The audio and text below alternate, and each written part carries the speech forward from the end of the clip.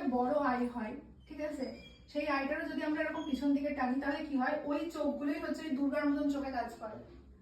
দুর্গার জন্য কিন্তু যেসব মডেল বা যেসব মানুষকে আমরা দুর্গার লুকস দিই তাদের কিন্তু চোখগুলো একটু বড় আর টানা হলে কিন্তু ভালো লাগে। তাদের চোখগুলো যখন বড়ই, সেই চোখে আমি কাজল টেনে আরো বড় করছি একটা ব্রাইডের ক্ষেত্রে, সেটা নিশ্চয়ই তার ফেসটাকে পুরো চেঞ্জের দিকে নিয়ে যাচ্ছি।